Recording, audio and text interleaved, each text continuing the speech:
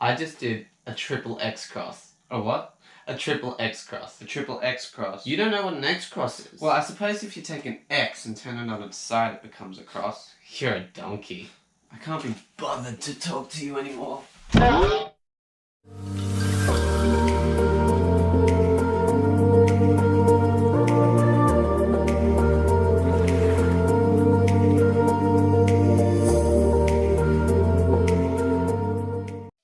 What's up guys? In this video I'm going to be talking about advanced cross. Now advanced cross, what I mean by this is making your cross as efficient as it can possibly be. In this video I'm going to be giving you a few tips on how you can make your cross even better, to go from building a cross in a basic kind of way to a more advanced kind of way, and I'll also be talking about X crosses. So by the end of this video, hopefully building a cross should be something that you will become a pro at. First of all, I need to explain what a bad cross is. Now, something that I used to do when I was building my crosses when I first started solving the cube was I would just find my cross pieces and then just put them into the top layer.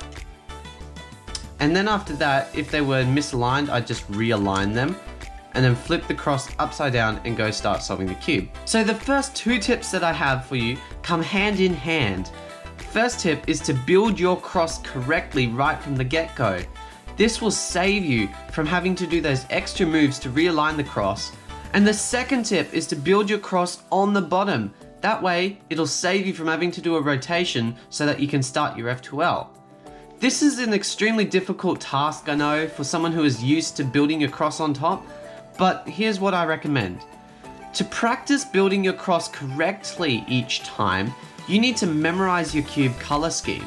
Because I am a white-yellow cross solver, when I have white on the bottom and yellow on the top, and I have blue in front of me, because I have memorized my color scheme, I know that orange is on this side and red will be on this side. And of course, green is at the back. If you know all of this, then what you can do is, you'll notice here that I've got my white-blue cross piece, and then here's my red-white cross piece. Instead of putting it in something like this, instead, to make sure I'm building my cross correctly, I know that blue and then red happens on the cube, so I can put my cross pieces in like this instead.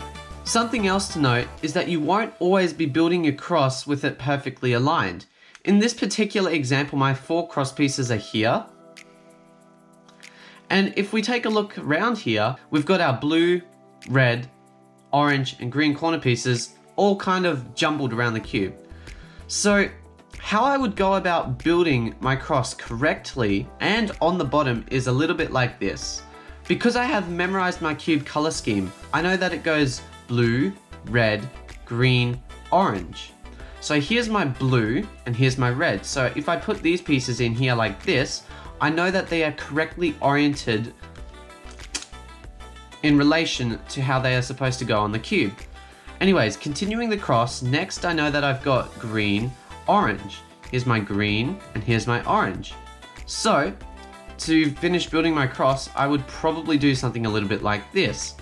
What I've done here is I have first lifted up my green piece like this, and then as I move my blue and red into position, I'm also moving my orange over into position so that I can finish building my cross like that. Building your cross on the bottom after building it on the top can be an extremely difficult transition. The only way to get good at it is to really practice it. Sit down with your cube and just work on building a cross on the bottom every single time instead of building it on the top. And it will really help you just get accustomed to that kind of motion of going and doing R' and F' moves rather than putting pieces up into the top. Memorizing a cube color scheme is something that I would say is essential to have a good solid foundation in your cross building. So I would highly recommend that you do really memorize your color scheme. If you're color neutral, well, you're gonna have some fun with that, but if you're just 1 or 2 colors, then it should be easy. So the third tip that I have for you in advanced cross building is do it as efficiently as you possibly can. In this particular example here, I've got my blue, orange, red, and green cross pieces. Now, a way that I could build my cross is a little bit like this.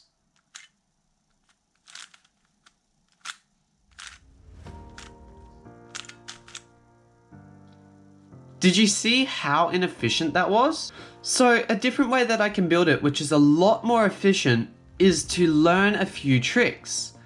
Here's what I mean by learning tricks. It's actually completely intuitive. Notice here how if I take my blue and put it into place, it actually lines my red cross piece up ready to go in straight away. That's actually pretty cool. And then we can also just put our orange into place. But there's more. Something that we can do which is even more efficient is before we put our blue into place and then put the red into place, we've got our green cross piece down over here. And this is our orange cross piece. First, we can move our green cross piece underneath the orange cross piece. Then we can put our blue and red into place. And then when we go to put our orange into place like this, we can insert an extra move putting our green cross piece into place before finishing our orange cross piece. This is what I mean by learning cross tricks. It's a simple matter of learning how to do simple cases like this. Instead of just going like this, you can learn to do it like this. It's something that you need to teach yourself. Obviously, there are videos out there which can help you.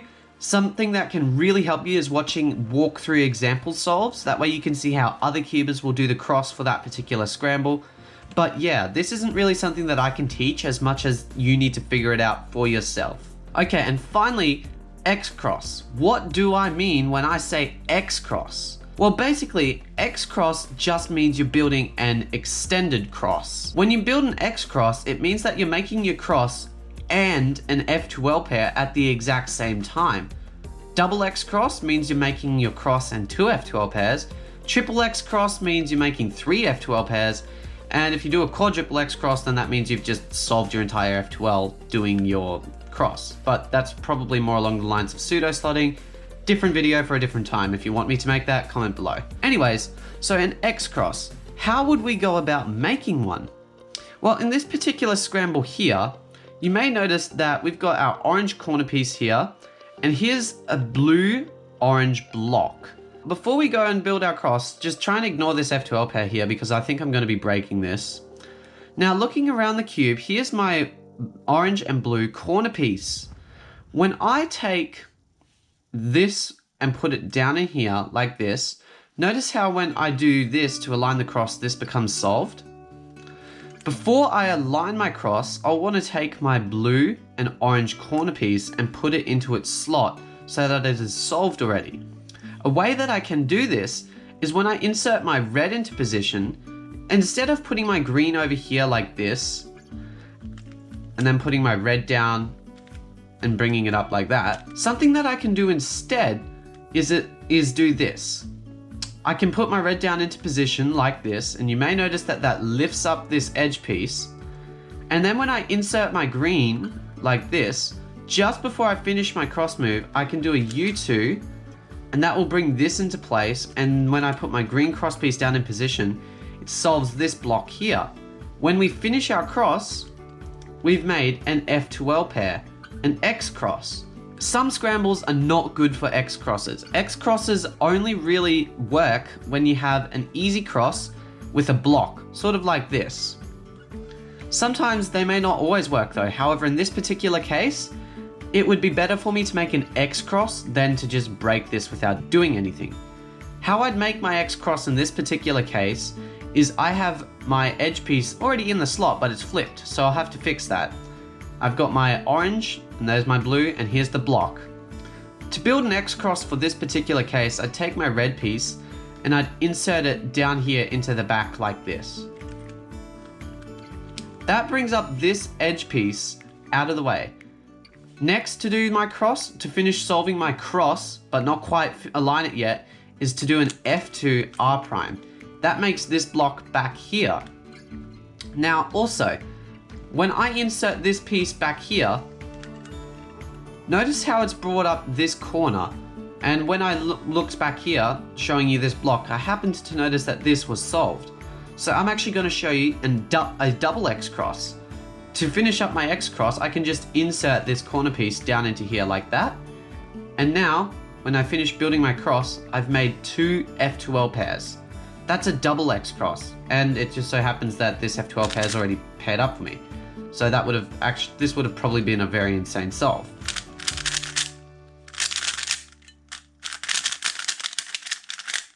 The solves that you get when you don't time them. Anyways, so that's it for my advanced cross video.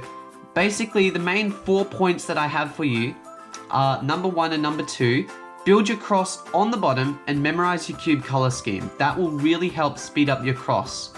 Number 3 is to get efficient with building your cross. Look for the most efficient ways to put your cross pieces into the cube instead of doing it in very inefficient long ways. Number 4, the fourth main tip, is use an X cross if it will be beneficial. If the scramble looks good and it's really easy to build an X cross, then do it. However, if the scramble is really difficult, then don't do it. X crosses aren't always the best option on the cube. They do come in handy, but if the scramble isn't right, then chances are you're just going to slow yourself down trying to build an X cross. Getting better at cross really does take a lot of practice and effort on your part. So if you want to get better at cross, the biggest tip of all, tip number 5, bonus tip, is practice. Practice, practice, practice. Get accustomed to how the pieces move on the cube, get used to your cube color scheme, start looking for ways to implement these strategies that I've taught you, and you should hopefully see your cross building skills go from 0 to hero. I wasn't actually implying that you're bad at cross. I'm really sorry if that offended you or anything, but anyways, thank you for watching this video. I will see you in the next one, and until then, take care and goodbye.